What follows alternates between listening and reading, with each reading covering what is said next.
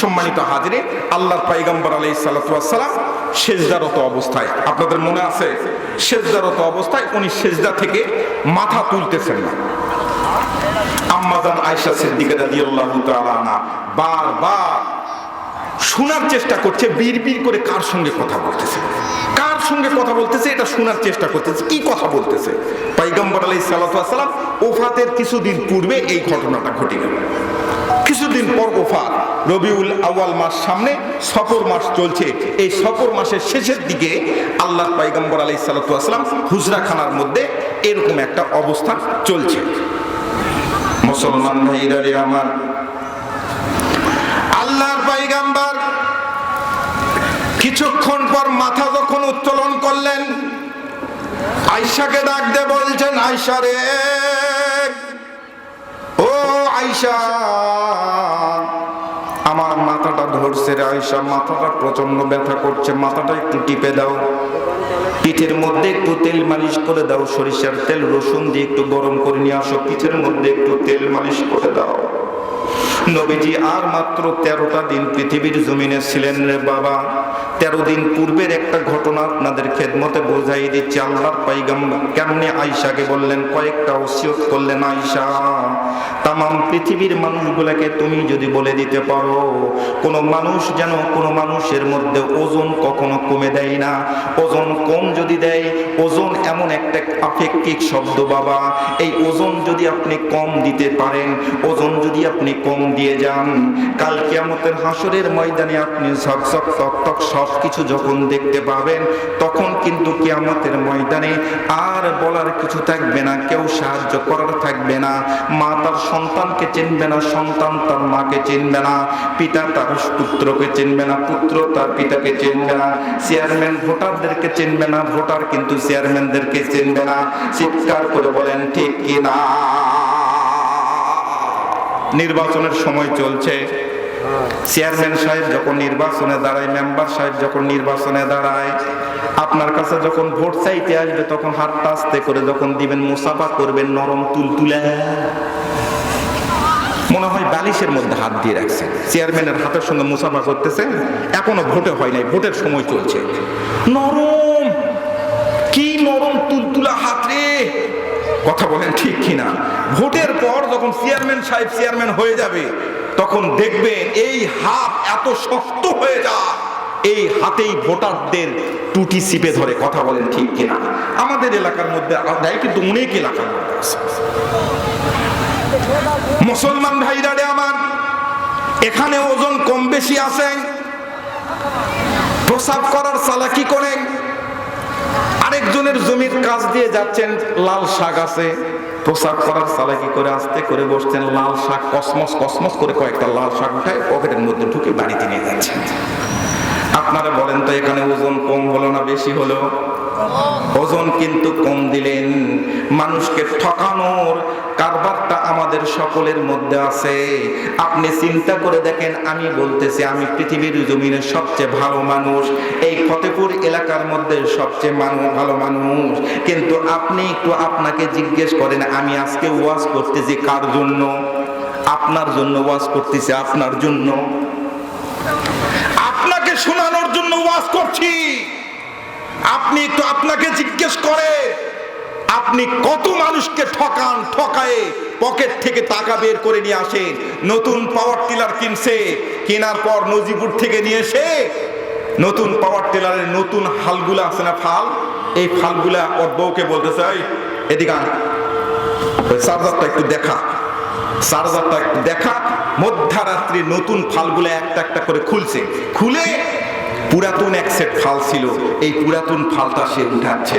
আপনারা বলেন তো, এ ওজনে ঠকাচ্ছে কিনা?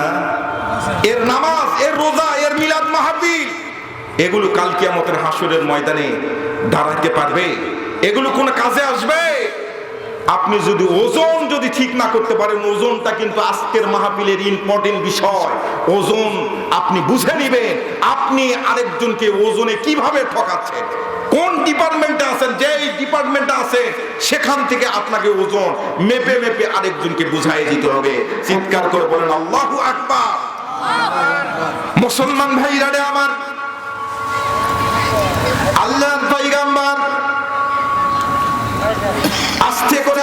ডাক দিয়ে বললেন, আয়েশা রে, ও আয়েশা,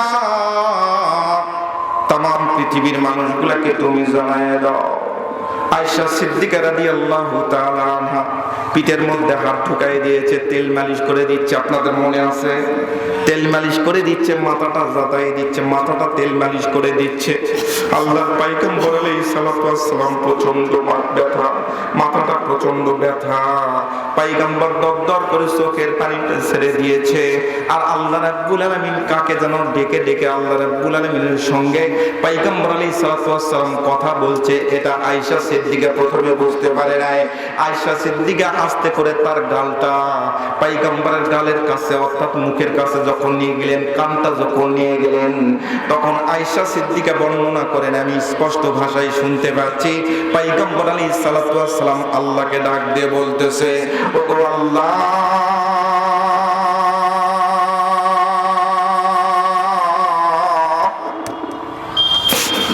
আমি তো চলেই যাব তোমার সঙ্গে দেখা করার জন্য।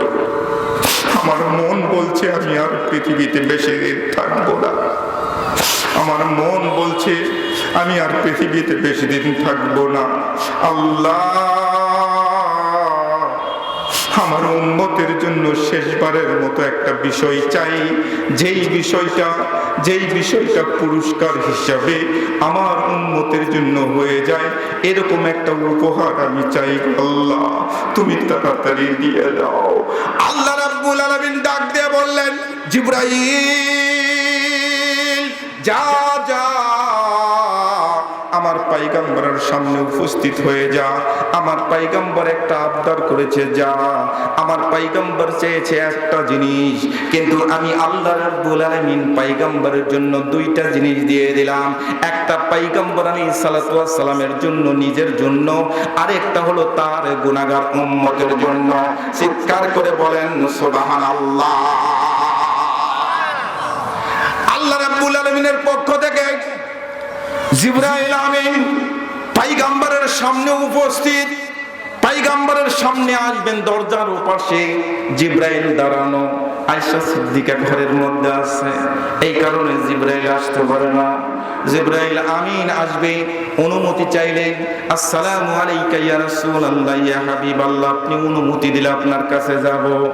আল্লাহর পয়গম্বর আলকা করলেন, ইশারা করলেন, শাহাদাত আঙ্গুলি দ্বারা ইশারা করলেন। আয়েশাকে বললেন, আয়েশা রে, পাশের রুমে চলে যাও, জিবরাইল আমার জন্য উপস্থিত। জিবরাইল আমাকে কি যেন বলতে চায়। জিবরাইল আস্তে করে ঘরের মধ্যে প্রবেশ করলো। আল্লাহর পয়গম্বরকে ডাক দিয়ে বলতেছি, ইয়া রাসূলুল্লাহ, ইয়া হাবিবাল্লাহ, নবী গো,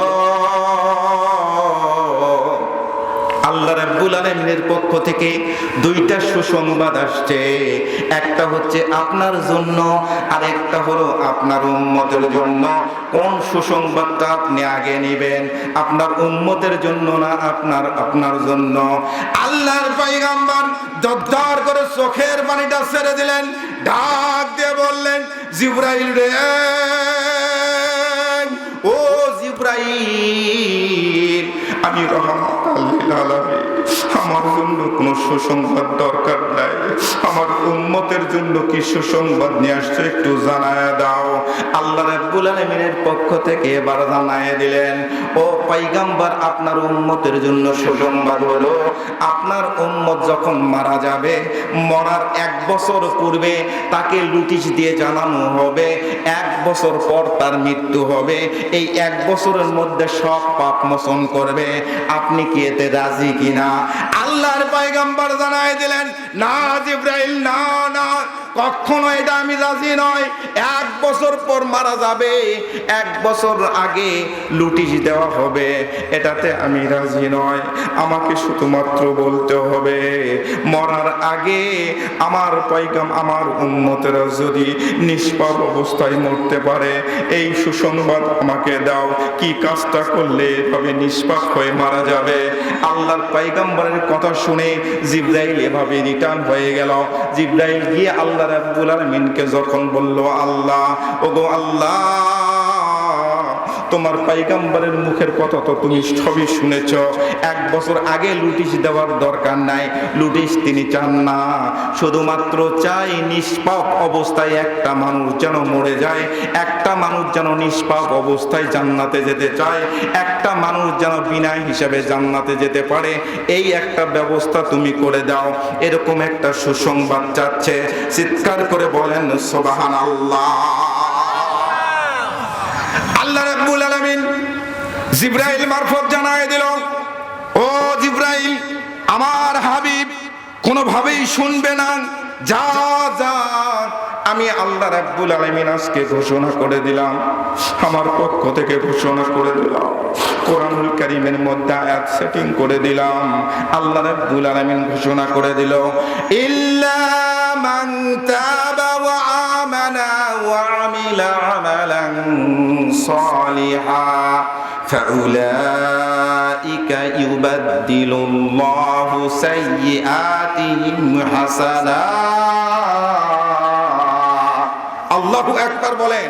আল্লাহ রাব্বুল আলামিন বলে দিলেন, ও পয়গম্বর, তাম পৃথিবীর মানুষগুলাকে আপনি জানায়া দেন, আপনার কোন উম্মত গুনাহগার উম্মত মৃত্যুর প্রাককালে, মৃত্যুর পূর্ব মুহূর্তে যদি তওবাতুন নাসুহা করতে পারে, তওবা করার পর যদি ইরাদা করে, মনের মধ্যে এরকম নিয়ত করে, আজকের পর থেকে আর জীবনে ওজনে কাউকে ঠকাবো না, ওজনে কখনো কম দিব না। ওজন মানে কিন্তু আগেই বলেছি দাড়ি পাল্লার ওজন নয় বাবা, ওজনে কখনো কাউকে কম দিব না, কোনো জায়গায় ঠকাবো না, নিজে ঠকবো কিন্তু অন্যকে ঠকানোর কোনো চিন্তা করব না। তাহলে আমি আল্লাহ রাব্বুল আলামিন ঘোষণা করে দিলাম, তার জিন্দেগীর গুনাহ রাশি আমি আল্লাহ রাব্বুল আলামিন শুধু মাফ করে দিব এমনটা নয়। গুনাহ যদি হয় 27 মণ, এই 27 মণ গুনাহটা জাহান্নামের আগুনে ফেলে দিব, আর 27 মণ নেকি নিয়ে এসে তার আমলনামার মধ্যে যোগ করে দিব। চিৎকার করে বলেন সুবহানাল্লাহ। গুনাহ দ্বারা পরিবর্তন করে দিব, হাসানা দান করব। সুবহানাল্লাহ বলবেন না? আল্লাহর নবী বললেন, ইন্নাল্লাহা ইয়াকবালু তাওবাতাল আবদি মা লাম ইউগরগির। আল্লাহর নবী বললেন, ও পৃথিবীর মানুষেরা, আয়েশা সিদ্দিকাকে ডাক দিয়ে বললেন, আয়েশা, তাম পৃথিবীর মানুষগুলোকে জানাতে দাও, ইন্নাল্লাহা ইয়াকবালু তাওবাতাল আবদি মা লাম ইউগরগির। গরগির শব্দের অর্থ গলার মধ্যে সরকার। যখন একটা মানুষ মৃত্যুর প্রাক্কাল চলে আসে, এই মৃত্যুর প্রাক্কালে ওর মুখের মধ্যে শরবত দিবেন, 1 চামচ শরবত দিবেন, গিলতে পারবে না। লক্ষ্য করে দেখেছেন? গিলতে পারবে না। এটাকে আল্লাহর নবী বলেছেন শরবত।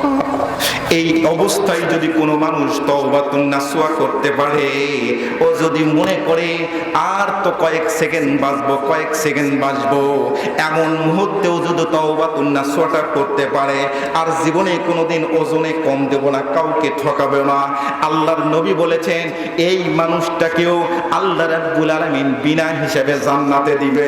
চিৎকার করে বলেন সুবহানাল্লাহ। এরকম একটা ফয়সালা আমি দিয়ে দিলাম আজকে আমার উম্মতের জন্য। যাও সম্মানিত হাজিরিন, ফতেপুরবাসীরা, আপনাদের জন্য সুসংবাদ হলো, সুসংবাদটা হলো আপনি ওই অবস্থায় আসতে পারবেন, এর কোনো গ্যারান্টি আছে? গ্যারান্টি আছে? আপনি বিছানার মধ্যে পড়ে থাকবেন, আপনি প্রস্তুতি নিয়ে আছেন জিনাজা। আল্লাহর পয়গম্বর মসজিদে নববীতে বসা, ছোট্ট একটা হাদিস মাথার মধ্যে ঢুকে গেল, একটু বলে দেই বাজান। আল্লাহর নবী বললেন, সাহাবীরা তোমরা বলো দেখি মৃত্যুটা কত কাছের একটা বিষয়, কত কাছের বিষয় তোমরা একটু বলো দেখি। আল্লাহর পয়গম্বরের একজন সাহাবী পিছন দিক থেকে হাত উত্তোলন করলেন, লাব্বাইকা ইয়া সাদিক রাসূলুল্লাহ, মৃত্যু এত কাছের মনে হয় আমার কাছে, জোহরের নামাজটা পড়েছি, আসরের নামাজ পর্যন্ত পৌঁছতে পারবো কিনা তার কোনো গ্যারান্টি দিতে পারি না। আল্লাহর নবী বললেন, হ্যাভ ইওর সিট, ওখানেই তুমি বসে পড়ো, মৃত্যুকে তুমি এত দূর মনে করো। আল্লাহর পয়গম্বর চোখের মুখের মধ্যে, মুখমণ্ডলের মধ্যে একটু রাগান্বিত। পয়গম্বর আলাইহিস সালাতু ওয়াস সালাম কোনোদিন রাগ হন না, আল্লাহর পয়গম্বরের জবাবে একটু বিরক্ত বোধ করলেন। আল্লাহর পয়গম্বর বললেন, হ্যাভ ইওর সিট, তুমি ওখানে বসে পড়ো, তোমার উত্তর হয় নাই। মৃত্যুকে তুমি এত দূর মনে করো, জহরের নামাজ পড়েছো আবার আসরের নামাজ পড়ার আশা করতেছে এরকম মনে করো। আল্লাহর নবী বলতেছে, কোন সাহাবী বলতে পারবে? এবার হাত তোলো। এবার পিছনের লাইন থেকে আরেকজন সাহাবী হাত উত্তোলন করে বললেন, লাব্বাইকা ইয়া সাদিক রাসূলুল্লাহ, আমি বলতে চাই। এই সাহাবী দাঁড়িয়ে বলতেছে, ইয়া রাসূলুল্লাহ, ইয়া হাবিবাল্লাহ, আমি জহরের নামাজের মধ্যে দাঁড়িয়েছি, রুকু করেছি, সেজদা পর্যন্ত যেতে পারবো কিনা তার কোনো গ্যারান্টি আমি দিতে পারি না। আল্লাহর নবী বললেন, হ্যাভ ইওর সিট, তুমি ওখানে বসে পড়ো। A true Muslim can not lead the honest and the pure life without the knowledge Quran and Sunnah.